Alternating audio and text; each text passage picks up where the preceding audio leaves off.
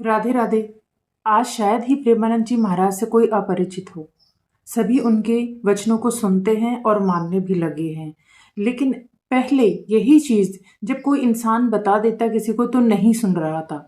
लेकिन बाबा के शब्दों में ऐसी शक्ति है कि सभी उन्हें सुनने लगे हैं और मानने लगे हैं, क्योंकि वो खुद ये कह सकते हैं कि आप भगवान से मिले हुए हैं, या भगवान रूपी शक्तियां ही उनमें हैं, कि भगवान ही उनके अंदर बसे हुए हैं। जो शब्द, जो उनकी वाणी सबको प्रभावित करती है। अब आप ये देखिए कि यही चीज हमारे शास्त्रों में जो बताई गई है, वेदों में बताई गई है, यही चीज बताई गई है। लेकिन संस्कृत जब हम पढ़ते हैं आज, तो उसे कहा जाता है कि ये तो पंडित बनेगा क्या, अब ये सीख करके पंडित बनना है। नहीं, लेकिन आप ये देखिए कि ये क्या पंडित बना रही है हमें ये शिक्षा? नहीं, ये हमारे चरित्र का निर्माण करती है, जो शायद ही कोई और सब्जेक्ट निर्माण कर रहा हो। चरित्र निर्माण, आपके करेक्टर का निर्माण, कि आपको क्या करना चाहिए, क्या नहीं करना चाहिए, क्या पाप आचरण आपको नहीं करने चाहिए, क्या कर्म आपको करना चाहिए, क्या कर्तव्य आपका है, ये सब हमें क्या सिखाते हैं? संस्कृत। और हमने इसी को, अपनी संस्कृति को ही छोड़ दिया है। ये उसी का परिणाम है जो हमारा, जो सामाजिक स्तर इतना गिर गया है। ये इसी का परिणाम, चरित्र इतना गिर गया है। पहले लोग ही अपने चरित्र की हर हालत में रक्षा करते थे, क्योंकि चरित्र की रक्षा ही उनका प्रथम कर्तव्य है। तभी वो अपने अंदर की आत्मा को मरने से बचा सकते थे। कि चरित्र गिरना कैसे हो जाता है कि आज जो समाज में हम देख रहे हैं कि किसी भी, कोई भी, जैसे रील्स भी आप देखिए किस तरह की बन रही हैं कि वो पड़ोसन को देख रहे हैं। मतलब क्या तुक बनता है इस तरह की रील्स का? आपकी पत्नी है, आपका परिवार है, तो हम अपने पत्नी में ध्यान लगाएं ना, बाहर पड़ोसियों में या कहीं और इस तरह की चीजें क्यों करें? और इसके अलावा आजकल के बच्चे रील्स ऐसी देख रहे हैं जो आज के समाज के लिए सही नहीं है, आगे के समाज के लिए सही नहीं है। क्योंकि हमें इस तरह की चीजों को, बच्चों को रोकना है, बच्चों को वो शिक्षा देनी है स्टार्टिंग से ही, कि बच्चे की किस तरह का उनका पालन पोषण हो, कि वो आगे जाके खुद में इतने हों कि नहीं, हमें ये चीजें नहीं देखनी है, हमें ये चीजें नहीं करनी है, हमें ये गलत काम नहीं करना है। तो ये कौन सिखाएगा? ये हम ही तो सिखाएंगे। लेकिन अगर हम इस तरह की चीजों में खुद इन्वॉल्व रहेंगे तो हम अपने बच्चों का चरित्र निर्माण कैसे करेंगे?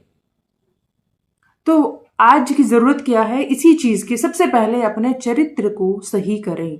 ये सबसे पहली चीज और जरूरी चीज है।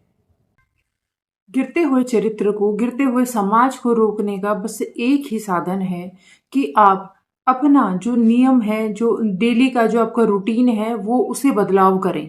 कि सुबह उठकर आप भी पूजा करें और अपने बच्चों को भी उसमें लगाएं। ये इसलिए नहीं कि पंडित बनना है, ये इसलिए कि उनके कर्म जो वो कर रहे हैं, अनजाने में गलतियां हो जाती हैं, उनमें सुधार हो और धीरे धीरे वो भक्ति की तरफ बढ़े। क्योंकि भक्ति, जो जिस इंसान में भक्ति आ जाती है, भगवान के प्रति श्रद्धा आ जाती है, वो गलत काम करने से भी बचता है, गलत काम करने से डरता है। तो हमें इन चीजों से बचना है। तो इसके लिए सिर्फ आज के समय की ये मांग है, आज के समय की क्या, आपका ये कह ली कि आपके पापों को दूर करने का, या हमारे पापों को दूर करने का एक सरल साधन यही है कि भगवान का नाम जाप करें। और अपने बच्चों को भी डेली पूजा पाठ में सुबह शाम आरती करें, और उन्हें भी कहिए कि वो नाम जाप करें, ताकि बच्चे जो आज जो गलत राह पकड़ रहे हैं, वो धीरे धीरे उससे दूर होकर वापस सही राह पकड़े, और उन्हें अपने कर्तव्य का बोध हो कि हमें क्या करना है, हमें पढ़ना है, या आगे जाकर हमें पढ़ना है, अपने माता पिता की सेवा करनी है, हमें किसी की तरफ गंदी नज़र से नहीं देखना है, या हमें ये पता है कि हमें किसी के लिए कुछ गलत नहीं बोलना है, हमें क्या करना है, हमें खुद का बोध हो कि हमें क्या सही है हमारे लिए और क्या गलत।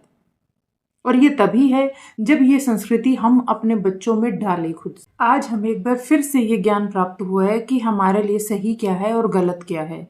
हम ये चीज जो भूल चुके थे एकदम से, कि कोई भी गलत काम करने से ना तो हम डर रहे थे, ना झिझक रहे थे। कुछ भी गलत करने से इंसान बिल्कुल नहीं डर रहा था। किसी को ना मारने से, ना किसी का कुछ भी अहित करने से, कि ना किसी का बुरा बोलने से। उन्हें ये से यही नहीं पता था कि क्या हो जाएगा उसके साथ, क्यों उसके साथ फिर बुरा कुछ भी हो रहा है, या उसके साथ ऐसा बुरा क्यों हो रहा है। उसे समझ ही नहीं आ रहा था कि ये उसके पाप आचरण ही है, जो उसका बुरा आगे जाके जो उसके साथ इतना बुरा हो रहा है, ये उसी का फल है। इंसान भूल गया था ये चीज कि आप करोगे तो भुगतोगे भी, जैसा करोगे वैसा फल तो मिलेगा ही। और बाबा ये चीज तो कहते हैं कि आपको दुगना चौगुना या 10 गुना होके ही मिलेगा। तो पाप आचरण तो करने से हमें बचना ही चाहिए। हमारा एक बोला हुआ झूठ, ये भी उस पाप में ही आता है। तो आप ये सोचिए, उससे ऊपर के तो कितने कितने ऐसे झूठ हैं या जो हम गलत करते हैं वो उस में आएंगे पापाचरण में, जब एक झूठ तक आपके पापाचरण में आता है। तो कृपा करें और इस चीज़ से बचें कि जितना हो सके सत्य बोलने की कोशिश करें, कि झूठ ना बोलें जल्दी से, और कोशिश करें कि आप लोग दूसरों के प्रति दया भाव रखें। कि ऐसा बहुत सी चीज़ें होती हैं कि लोग कर सकते हैं, समर्थ हैं, लेकिन दूसरे के लिए करते नहीं। तो उस चीज़ के लिए बचें कि सेवा भाव रखिए दूसरे के लिए, कि हम जितनी हेल्प कर सकते हैं दूसरे की हम करें, और दया भाव रखें दूसरों के प्रति, ताकि हमारे साथ कुछ भी गलत हो या दूसरा कुछ भी गलत करे तो हमें क्षमा करने की भी आदत होनी चाहिए। कि दया भाव जब तक दूसरे के प्रति रखेंगे नहीं तो हम क्षमा कर भी नहीं पाएंगे। तो इसलिए क्षमा करने की आदत होनी चाहिए। हमसे कुछ गलती होती है, हम अपने आप खुद को क्षमा कर देते हैं उसी वक्त ही। इसी तरीके से दूसरों को भी करनी चाहिए, क्योंकि दूसरों के अंदर जिस दिन हम ये जान जाएंगे कि वो भी भगवान का ही रूप है, अगर कुछ गलत बोल रहा है, कुछ कर रहा है, तो ये सब उसका किया हुआ है, वो करवा रहा है ये सब, तो चुपचाप उस चीज़ को हमें सहने की आदत भी होनी चाहिए। आजकल सहन शक्ति लोगों में पूरी तरह से खत्म है। तो जब ये सहन शक्ति ही नहीं बच रही है लोगों में, तो फिर वो कैसे क्रोध को शांत कर पाएंगे। तो सहन शक्ति बहुत ज़रूरी है। पहले के लोग हर चीज़ में शांत रहते थे, घर में कुछ हो जाए या कोई कुछ कर दे तो वो चुपचाप उस चीज़ को सुन लेते थे। लेकिन ये आजकल के बच्चों तक में नहीं है। बच्चे माँ बाप को उल्टा जवाब दे जाते हैं, जो बिल्कुल भी सही नहीं है। ये चीज़ हमें खुद से सिखानी होगी बच्चों को। जब हम खुद अपने आचरण में लेके आएंगे ये चीज़, तो हम अपने बच्चों को सिखा पाएंगे। ये चीज़ जब तक हमारे अंदर नहीं आएगी, हम अपने बच्चों को नहीं सिखा पाएंगे चीज़ की क्रोध को शांत करना है, या फिर बड़ों के साथ कैसा व्यवहार करना चाहिए। कि बड़ों के साथ इतना फ्रेंडली भी नहीं होना चाहिए कि हम ये भूल जाए कि उनकी रिस्पेक्ट करना कर पाएँ। तो वो चीज़ एक जो लिमिट है वो रहनी चाहिए। फ्रेंड भी रहना चाहिए, फ्रेंड का वाला रिलेशन रहना चाहिए, लेकिन उसकी भी एक सीमा होती है। तो वो सीमा क्रॉस ना कर पाए बच्चे, ये चीज़ ध्यान रखना चाहिए। और दूसरों के साथ व्यवहार कैसा करना है ये भी हमें ही सिखाना है अपने बच्चों को।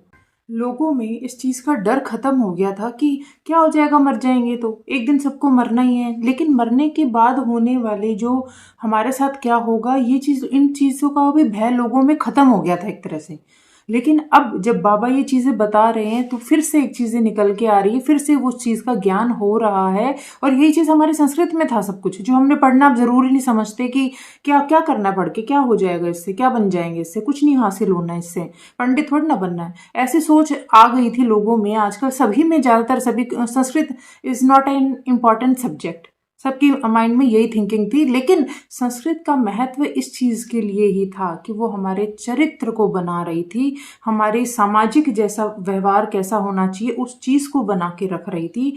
या हमारा जो हम कैसे जन्म लेते हैं, क्यों मृत्यु होती है और मृत्यु के बाद क्या होता है, ये सब चीज़ों का ज्ञान दे रही थी। कैसे हम भगवान में अपनी मोक्ष प्राप्ति कर सकते हैं, इस चीज़ का ज्ञान दे रहा था, जो हमें आज हमने छोड़ दिया है। और हम उस राह पर चल पड़े थे जहाँ हमारा इन चीज़ों से कोई लेना देना ही नहीं रह गया था। भगवान का नाम जाप करना, ये भगवान का नाम लेना, पूजा पाठ करना, ये सब चीज़ें दूर की बात रह गई थी। हम इंसान ऐसा हो गया था कि हर गलत काम करने से डर नहीं रहा था।